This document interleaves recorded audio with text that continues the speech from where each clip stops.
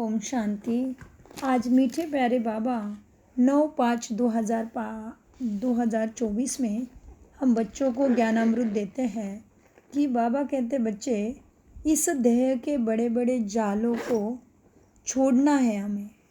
तभी हम क्या करेंगे, देहाभिमान को छोड़ और किसी को देख के उसके ऊपर ही प्रभावित हो जाना, ये क्या हो जाएगा, हमें उड़ने नहीं देगा।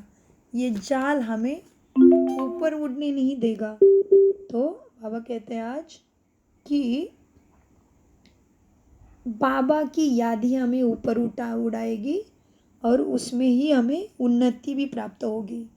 इसीलिए बाबा कहते किसी व्यक्ति का नाम रूप याद आता रहता है या किसी व्यक्ति से लगाव झुकाव प्रभाव है तो क्या हो जाएगा, भाव और भावना के चक्कर में आत्मा उन्नति नहीं कर पाएगी।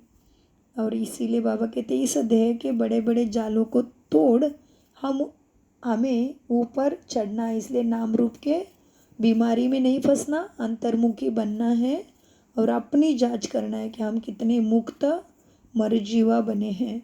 आज की मुरली हमें इस माया जाल को छोड़ ऊपर जाने का तरीका देती है। हर महावाक्य हमें बाबा का सदगति के रास्ते पे सुख शांति प्राप्त करने का अमृत पिलाती है। इसलिए आ जाइए भ्रुकुटी के सिंहासन पर और मुरली के विचार सागर मंथन के लिए, अमृत प्राशन के लिए अंतर्मुखी हो जाइए।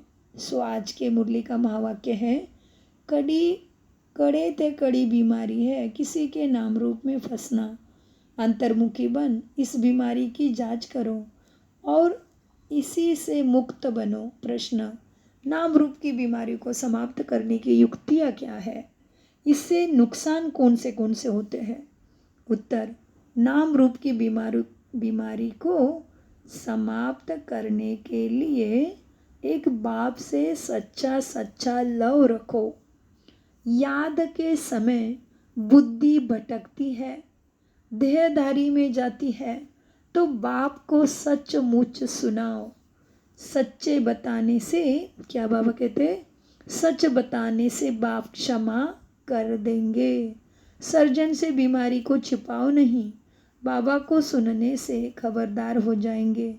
बुद्धि किसी के नाम रूप में लटकी हुई है तो बाप से बुद्धि जुट नहीं सकती, वह सर्विस के बजाय डिसर्विस ही करते रहेंगे। बाप की निंदा कराते हैं, ऐसे निंदक बहुत कड़ी सजा के भागी बनते हैं। कितना बड़ी बात कही है बाबा ने। तो क्या करना है, अंतर्मुखी होकर जांच करना है, हम राइट के साथ चल रहे हैं या रॉन्ग वृत्ति को धारण करे हैं। तो हमें 16 कला संपूर्ण बनना है तो मामे कब याद करना है और अभी पावन बन के कर्मातीत अवस्था को प्राप्त करेंगे तो क्या हो जाएगा, हम सुदर्शन चक्र घुमाएंगे तो चक्रवर्ती राजा बनेंगे। और कर्म इंद्रिय से कोई भी बेकायदे कर्म नहीं करना, अपने बाबा के श्रीमत पे लव करना, उसके ऊपर चलना। धारणा के लिए मुख्य सार है, अपनी वृत्ति को बहुत शुद्ध पवित्र बनाना है, कोई भी बेकायदे उल्टा काम नहीं करना है, बहुत खबरदार रहना है। बुद्धि कहाँ पर भी लटकानी नहीं है। 2, सच्चा प्यार एक बाप से रखना है, बाकी सबसे अनासक्त नाम मात्र प्यार हो। आत्मा अभिमानी स्टेज ऐसी बनानी है जो शरीर में भी लगाव न रहे। वरदान, स्वराज्य के संस्कारों द्वारा भविष्य राज्याधिकार प्राप्त करने वाली तकदीरवान आत्मा भव। वरदान का विस्तार, बहुत काल के राज्याधिकारी बनने के संस्कार बहुत काल भविष्य राज्याधिकारी बनाएंगे। अगर बार बार वशीभूत होते हो, अधिकारी बनने के संस्कार नहीं है तो राज्य अधिकारियों के राज्य में हो रहेंगे, राज्य भाग्य प्राप्त नहीं होगा। मतलब क्या होगा, राजा नहीं बन पाएंगे, प्रजा, नौकर, चाकर, दास, दासी। तो बाबा ने क्या कहा, अगर बार बार विकारों के वशीभूत होते हो, अधिकारी बनने के संस्कार नहीं है, तो राज्य अधिकारियों के राज्य में रहेंगे, राज्य भाग्य प्राप्त नहीं होगा। तो नॉलेज के दर्पण में अपने तकदीर की सूरत को देखो। बहुत समय के अभ्यास द्वारा अपने विशेष सहयोगी, कर्मचारी व राज्य कारोबारी साथियों को अपने अधिकार से चलाओ। राजा बनो तब कहेंगे तकदीरवान आत्मा।